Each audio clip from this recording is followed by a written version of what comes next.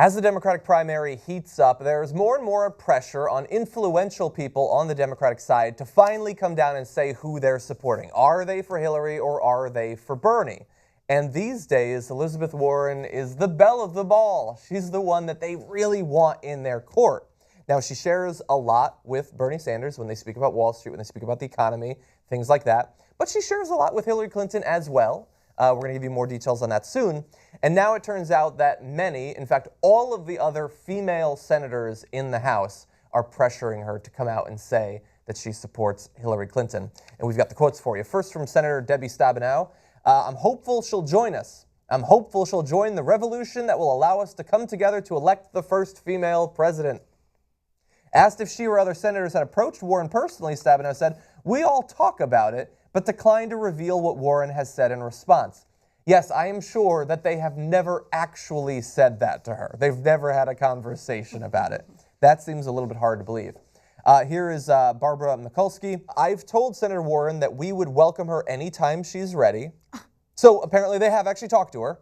But Elizabeth Warren has responded to requests from reporters by saying no endorsements now. She implied that she could endorse someone after the Iowa caucus earlier, but did not actually do that. And we're now approaching New Hampshire, and still no endorsement is a-coming. I think that Warren is being coy. I don't know why she's being coy. Probably because there's so much pressure by her fellow senators to endorse Hillary Clinton, endorse the establishment candidate. Yeah. They want her to join on these bus tours they're doing in New Hampshire and South Carolina. I'm not joking. They're doing bus tours. Yes, the female senators. I know. It's kind of incredible. Yeah. So right now there are 20 female senators, and isn't that crazy? Yeah, every single one of them, with the exception of Warren so far, has endorsed Hillary Clinton. Yeah. Which just shows you how in cahoots the establishment really is, right? I mean, these are all people who are persuaded by the same corrupt political system that we have. But why do they care so much about making sure that Warren endorses Hillary? It's because Warren is, honestly, a progressive sweetheart. She is a populist senator who says all the right things when it comes to these financial institutions and what they've done in the past and how they should be regulated. And so they know that that endorsement will help bring in some of the progressives that are on the fence, who might lean in favor of Bernie Sanders, but don't know yet, right? Yeah. So that's why they're trying to get Warren's endorsement here. Yeah. I don't know. I don't think that she's going to endorse her. I find it impossible to predict. I mean, it certainly seems like philosophically and in terms of what their methods, like how they would get things done, she seems closer to Bernie Sanders. But many people still believe that Hillary is significantly more likely to actually become the nominee.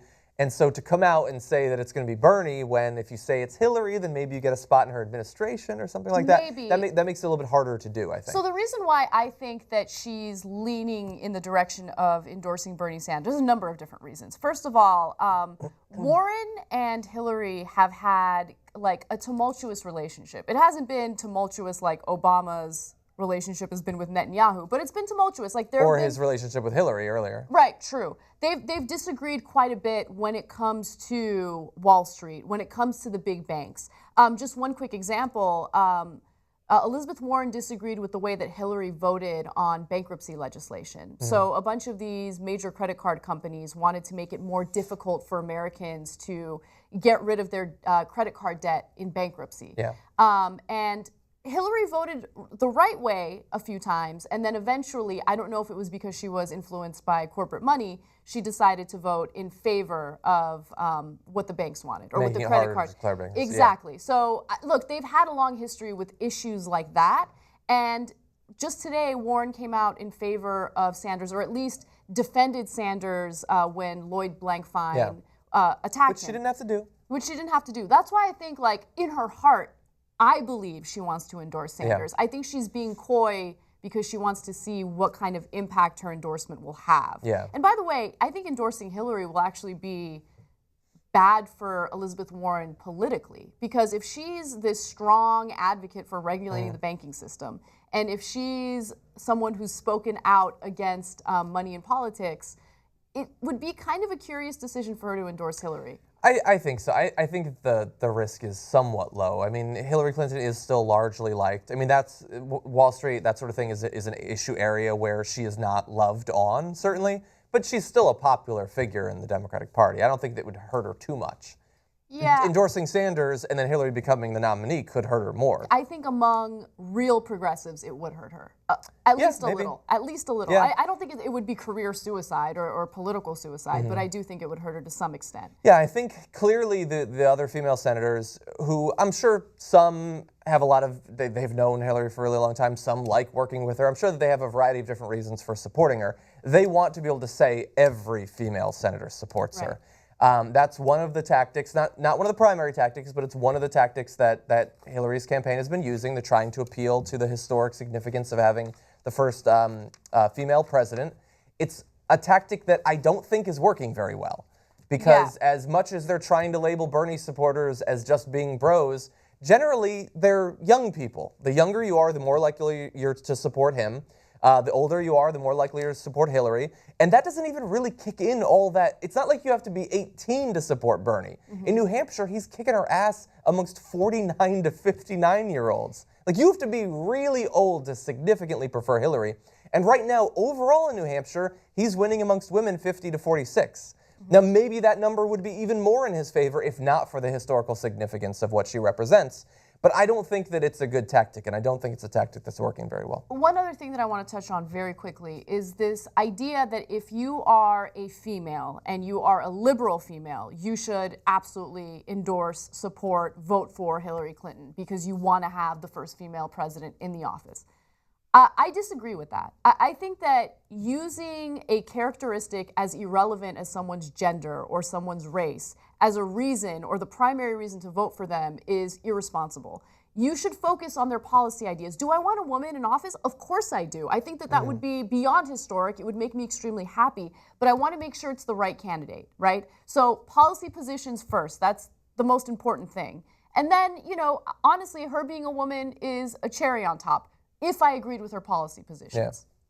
Yeah, and look, I get why any group that had never had representation in the White House and still doesn't have that much representation politically at all the other levels would want to finally see their racial group represented, their sexual group or orientation represented.